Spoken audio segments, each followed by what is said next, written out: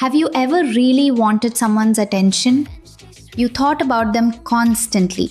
You waited for their messages. You wondered if they liked you.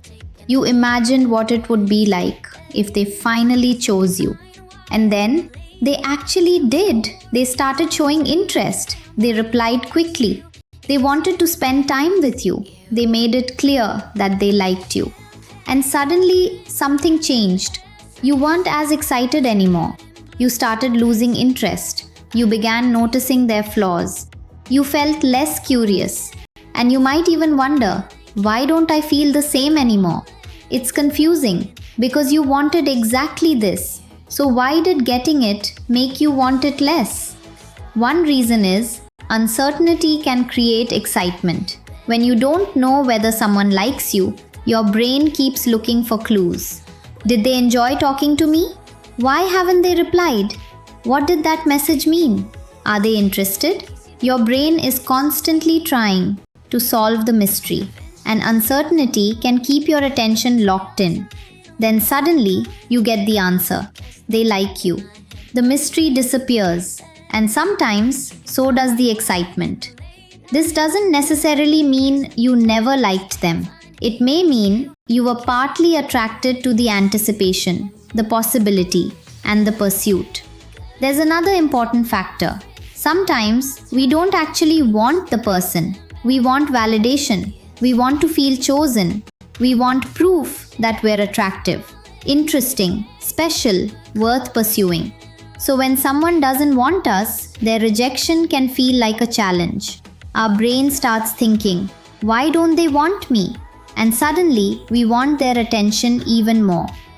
But once they give us that attention, the emotional problem disappears. We got the answer we were looking for, and the desire can decrease. This is why sometimes you don't miss the person. You miss how you felt when you were trying to get them. That's an important difference. But there's another possibility. Sometimes the problem isn't the other person. It's your relationship with intimacy. Getting close to someone requires vulnerability. When someone is distant, you can imagine them. You can create a perfect version inside your head. You control the distance. You control the fantasy. But when they actually become close, things become real. Now they can see your flaws. Now you have to communicate. Now you can get hurt. Now there's something real to lose, and that can feel uncomfortable.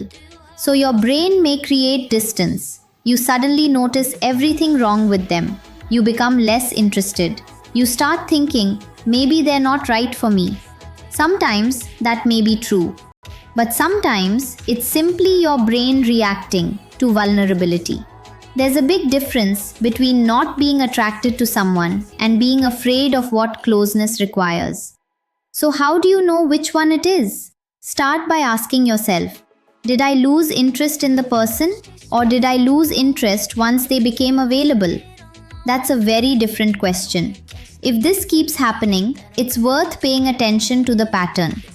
Maybe you repeatedly become attracted to emotionally unavailable people. Then, when someone stable and genuinely interested comes along, you suddenly feel bored. Why? Because your brain may have learned to associate uncertainty with attraction. If someone is inconsistent, you think about them more. If someone is predictable, you may mistake that stability for a lack of chemistry. But calm doesn't always mean boring. Sometimes, calm simply means there's no emotional chaos. Think about the difference. One person takes hours to reply.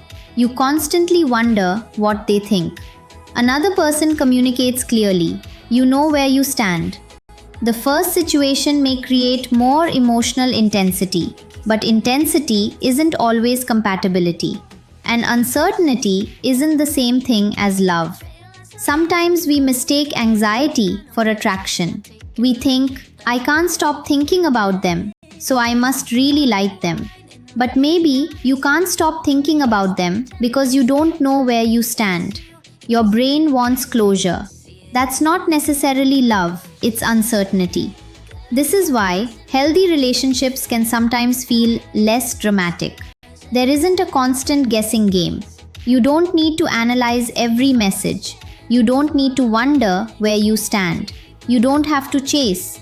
And if you're used to emotional highs and lows, that stability can initially feel strange. But strange doesn't mean wrong. Sometimes your brain simply needs time to recognize what healthy connection feels like.